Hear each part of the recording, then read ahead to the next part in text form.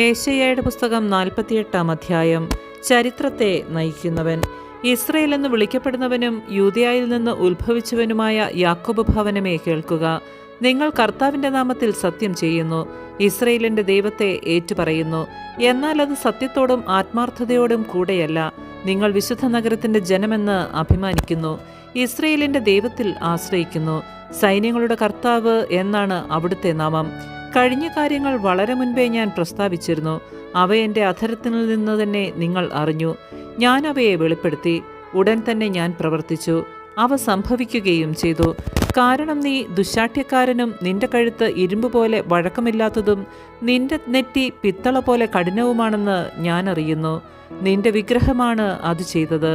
നിന്റെ കൊത്തുവിഗ്രഹങ്ങളും വാർപ്പ് വിഗ്രഹങ്ങളുമാണ് അവ കൽപ്പിച്ചത് എന്ന് നീ പറയാതിരിക്കേണ്ടതിന് ഞാൻ മുൻകൂട്ടി പറഞ്ഞു. സംഭവിക്കുന്നതിനു മുൻപേ ഞാൻ പ്രസ്താവിച്ചു. നീ കേട്ടുകഴിഞ്ഞു. ഇനി കാണുക, നീ അത് പ്രഘോഷിക്കുകയില്ലേ? ഇന്നു മുതൽ ഞാൻ നിന്നെ പുതിയ കാര്യങ്ങൾ കേൾപ്പിക്കും, നിനക്ക് അജ്ഞാതമായ നിഗൂഢ കാര്യങ്ങൾ തന്നെ. എനിക്ക് അത് അറിയാമായിരുന്നുവെന്ന് നീ പറയാതിരിക്കേണ്ടതിന് അവയെ വളരെ നാൾ മുൻപല്ല, ഇപ്പോൾ സൃഷ്ടിച്ചതാണ്. നിങ്ങൾ അവയെപ്പറ്റി കേട്ടിട്ടില്ല. നീ ഒരിക്കലും കേൾക്കുകയോ അറിയുകയോ ചെയ്തിട്ടില്ല. പണ്ടുമുതലേ നിന്റെ കാത് അടഞ്ഞാണിരുന്നത്. നീ വഞ്ചന കാണിക്കുമെന്നും ജനനം മുതലേ കലഹക്കാരനായി അറിയപ്പെടുമെന്നും ഞാൻ മനസ്സിലാക്കിയിരുന്നു. എൻ്റെ നാമത്തെ പ്രതി ഞാൻ കോപമടക്കി. എൻ്റെ മഹിമയ്ക്കായി നിന്നെ വിച്ഛേദിക്കാതെ ഞാനത് നിയന്ത്രിച്ചു. ഞാൻ നിന്നെ ശുദ്ധീകരിച്ചു, എന്നാൽ വെള്ളി പോലെയല്ല. കഷ്ടതയുടെ ചൂളയിൽ നിന്നെ ഞാൻ ശോധന ചെയ്തു.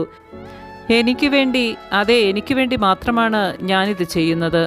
എൻ്റെ നാമം എങ്ങനെ കളങ്കിതമാകും? എൻ്റെ മഹത്വം ഞാൻ ആർക്കും നൽകുകയില്ല. യാക്കോബേ, ഞാൻ വിളിച്ച ഇസ്രയേലേ, എൻ്റെ വാക്ക് കേൾക്കുക. ഞാൻ അവനാണ്, ആദിയും അന്തവുമായവൻ. എൻ്റെ കരങ്ങൾ ഭൂമിക്ക് അടിസ്ഥാനമിട്ടു, എൻ്റെ വലതു കൈ ആകാശത്തെ വിരിച്ചു. ഞാൻ വിളിക്കുമ്പോൾ അവ എൻ്റെ മുൻപിൽ ഒന്നിച്ച് അണിനിരക്കുന്നു. നിങ്ങൾ ഒന്നിച്ചുകൂടി ശ്രവിക്കുവിൻ.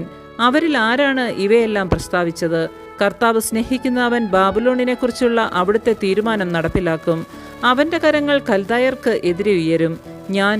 ഞാൻ തന്നെയാണ് അവനോട് സംസാരിച്ചത്, അവനെ വിളിച്ചത്. ഞാൻ അവനെ കൊണ്ടുവന്നു. അവൻ തൻ്റെ മാർഗത്തിൽ മുന്നേറും. എൻ്റെ സമീപം വന്ന് ഇത് കേൾക്കുക. ആദ്യമുതലേ ഞാൻ രഹസ്യമായല്ല സംസാരിച്ചത്. ഇവയെല്ലാം ഉണ്ടായപ്പോൾ ഞാനുണ്ട്. ഇപ്പോൾ ദൈവമായ കർത്താവ് എന്നെയും അവിടുത്തെ ആത്മാവിനെയും അയച്ചിരിക്കുന്നു. നിന്റെ വിമോചകനും ഇസ്രയേലിൻ്റെ പരിശുദ്ധനുമായ കർത്താവ് അരുളി ചെയ്യുന്നു. നിനക്ക് നന്മയായുള്ളത് പഠിപ്പിക്കുകയും നീ പോകേണ്ട വഴിയിലൂടെ നിന്നെ നയിക്കുകയും ചെയ്യുന്ന നിന്റെ ദൈവമായ കർത്താവ് ഞാനാണ്. നീ എൻ്റെ കൽപ്പനകൾ അനുസരിച്ചിരുന്നെങ്കിൽ നിന്റെ സമാധാനം നദി പോലെ ഒഴുകുമായിരുന്നു, നീതി കടലലകൾ പോലെ ഉയരുമായിരുന്നു. നിന്റെ സന്തതികൾ മണൽ പോലെയും വംശം മണൽത്തരി പോലെയും ആകുമായിരുന്നു. അവരുടെ നാമം എൻ്റെ മുൻപിൽ നിന്ന് ഒരിക്കലും വിച്ഛേദിക്കപ്പെടുകയോ നശിപ്പിക്കുകയോ ഇല്ലായിരുന്നു.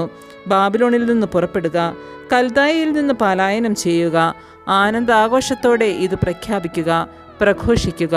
കർത്താവ് തൻ്റെ ദാസനായ യാക്കോബിനെ രക്ഷിച്ചുവെന്ന് ഭൂമിയുടെ അതിർത്തികൾ വരെയും വിളിച്ചറിയിക്കുക.